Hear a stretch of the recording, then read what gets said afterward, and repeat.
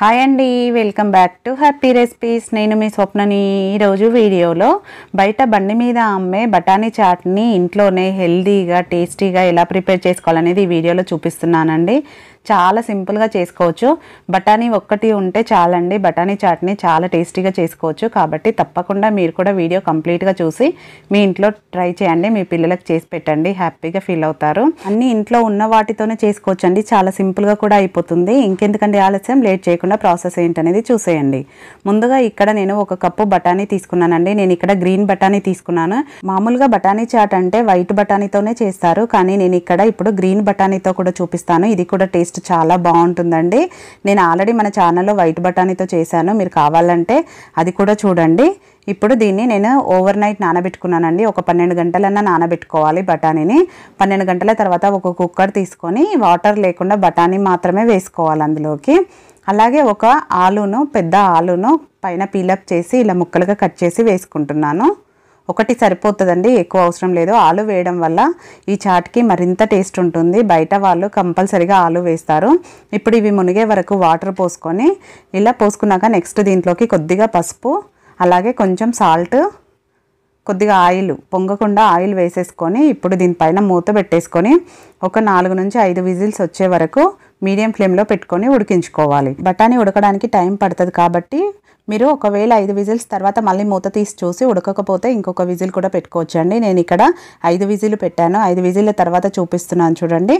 మనకు ఆల్మోస్ట్ ఉడికిపోయింది. ఇప్పుడు ఒక బఠానీ తీసి చూస్తే తెలిసిపోతుంది.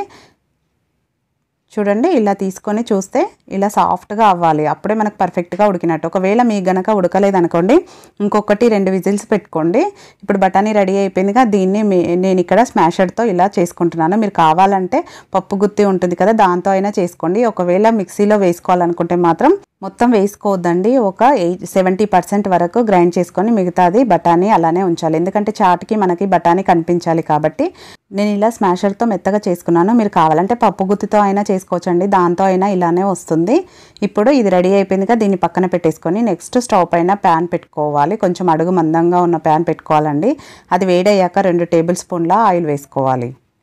ఇలా ఆయిల్ వేసుకొని ఆయిల్ వేడయ్యాక దీంట్లోకి ఒక ఉల్లిపాయను, మీడియం సైజ్ ఉల్లిపాయను ఇలా చిన్న ముక్కలుగా కట్ చేసుకోవాలి. ఎందుకంటే తొందరగా ఉడకడానికి ఇలా వీలైనంత చిన్నగా కట్ చేసుకొని వేసుకోవాలి. ఈ ఉల్లిపాయలను మీడియం టు లో ఫ్లేమ్లో పెట్టుకుంటూ బాగా ఉడికించుకోవాలి. కొంచెం సాఫ్ట్గా అవ్వాలి, అలాగే పచ్చివాసన అనేది పూర్తిగా పోవాలి. కాబట్టి అలా అయ్యే వరకు మీడియం ఫ్లేమ్లో పెట్టి ఉడికించుకోవాలి. అలాగే దీంట్లోకి ఒక 2-3 పచ్చిమిరపకాయలను ఇలా సన్నగా కట్ చేసుకొని వేసుకోవాలి. ఈ ఉల్లిపాయలు మాత్రం హై ఫ్లేమ్లో పెట్టుకుంటే దగ్గరే ఉండి కలుపుతూ ఫ్రై చేసుకోవాలండి. ఒకవేళ మీడియం టు లో ఫ్లేమ్లో పెట్టుకుంటే కొంచెం టైం పడుతుంది, కానీ మెత్తగా కుక్ అవుతుంది. చూడండి, ఒక 2 నిమిషాల తర్వాత చూపిస్తున్నాను. ఉల్లిపాయ ఇలా కొంచెం సాఫ్ట్గా అయ్యాక దీంట్లోకి అల్లం వెల్లుల్లి పేస్ట్ వేసుకోవాలి.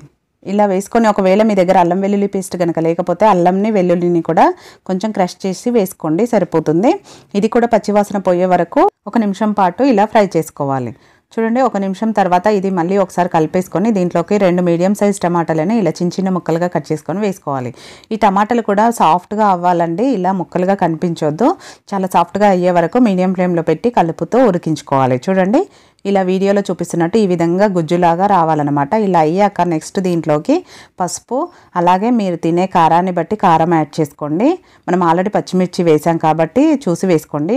ధనియాల పొడి, కొద్దిగా గరం మసాలా, ఇవన్నీ వేస్తున్నాం కాబట్టి కారం మాత్రం చూసుకొని వేసుకోండి. ఇది కొంచెం స్పైసీగానే ఉండాలి కాబట్టి మీ ఇంట్లో వాళ్ళు తినేదాన్ని బట్టి మీరు యాడ్ చేసుకోండి. ఇవన్నీ కొంచెం మసాలాలు బాగా పట్టినాక 1 నిమిషం పాటు ఉడికించుకున్నాక ఇప్పుడు మళ్ళీ ఒకసారి కలిపేసుకొని దీంట్లోకి మనం ఆల్రెడీ బఠానీ ఉడికించి రుద్ది పెట్టుకున్నాం కదా, దాన్ని దీంట్లోకి వేసేసుకోవాలి. చూడండి, మనం గ్రీన్ బఠానీ వేసినందుకు కొంచెం గ్రీన్ కలర్లో ఉంది, అదే వైట్ బఠానీ అయితే వైట్ కలర్లో ఉంటుంది. ఈ మసాలా, ఈ బఠానీ అంతా బాగా కలిసేలాగా ఒకసారి కలిపేసుకోవాలి. ఇలా కలిపేసుకున్నాక చూడండి, మనకు కొంచెం గట్టిగా ఉందిగా కన్సిస్టెన్సీ. ఇప్పుడు దీంట్లోకి నేను 1 గ్లాసు వాటర్ వేసుకుంటున్నాను. 1-1.5 గ్లాస్ వేసుకున్నానండి. దీంట్లో కొంచెం వాటర్ ఎక్కువే పడుతుంది, ఎందుకంటే ఉడికించుకోవాలి కాబట్టి.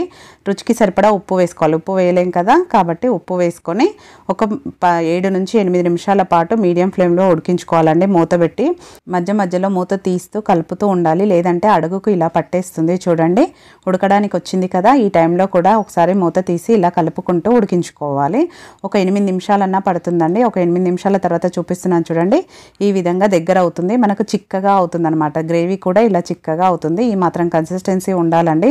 మరీ లూజ్గా ఉండదు, అలానే మరీ చిక్కగా ఉందనుకోండి మనం తినేటప్పుడు ఇంకా చిక్కబడుతుంది. అలాగే దీంట్లోకి కొద్దిగా చాట్ మసాలా అలాగే కొత్తిమీర వేసుకొని కలిపేసుకొని స్టవ్ ఆఫ్ చేసేసుకోవడమే. ఇప్పుడు మనకు చాట్ అనేది రెడీ అయిపోయింది. కన్సిస్టెన్సీ మాత్రం ఈ విధంగా ఉండాలి, చూసుకోండి. ఇది చల్లారినాక తింటే అస్సలు బాగోదండి, వేడివేడిగా ఉన్నప్పుడే తినాలి. ఒకవేళ మళ్ళీ తినాలి తర్వాత అంటే మళ్ళీ కొంచెం వేడి చేసుకొని తినాలి, కానీ చల్లగా అయితే తినలేము. చూడండి నేను వేడివేడిగా సర్వ్ చేస్తున్నాను ప్లేట్లోకి. పిల్లలు స్కూల్ నుంచి వచ్చేసరికి ఇలా స్పెషల్గా చేసి పెట్టారనుకోండి హ్యాపీగా తినేస్తారు, చాలా బాగుంటుంది. నేను ఇక్కడ కార్న్స్ వేసుకుంటున్నానండి. మీరు కావాలంటే సేవ్ ఉంటుంది కదా అదైనా వేసుకోవచ్చు, లేదంటే సమోసా కూడా క్రష్ చేసి వేసుకోవచ్చు అండి. అలాగే నెక్స్ట్ కొన్ని ఉల్లిపాయ ముక్కలు వేసుకుంటున్నాను, ఇలా సన్నగా కట్ చేసుకున్నవి. నెక్స్ట్ దీనిపైన కొంచెం టమాటా ముక్కలు కూడా పెట్టుకుంటున్నానండి. ఇది మీకు ఆప్షనల్, ఒకవేళ ఇష్టం ఉంటే వేసుకోండి. మామూలుగా మనకు బయట చాట్లో అయితే ఇవన్నీ పెడతారు. అలాగే లెమన్ పిండేసుకొని నెక్స్ట్ దీనిపైన కొంచెం కొత్తిమీర కూడా వేసేసుకొని సర్వ్ చేసుకోవడమే. చూడండి వేడివేడిగా ఇలా చాట్ తిన్నారంటే మనకు బయట కొనే పనే ఉండదండి, చాలా టేస్టీగా ఉంటుంది. అందులో మన చేతులతో మనం ఇంట్లో చేసుకొని తిన్నామంటే ఇంకొంచెం ఎక్కువే తింటాం కదా. పిల్లలకు కూడా హెల్దీ కదండి, కాబట్టి తప్పకుండా ట్రై చేయండి. ట్రై చేశాక మీకు ఎలా కుదిరిందో కామెంట్ పెట్టండి. వీడియో నచ్చితే లైక్ చేయండి, షేర్ చేయండి, సబ్స్క్రైబ్ చేసుకోవడం మాత్రం మర్చిపోకండి. Thank you for watching.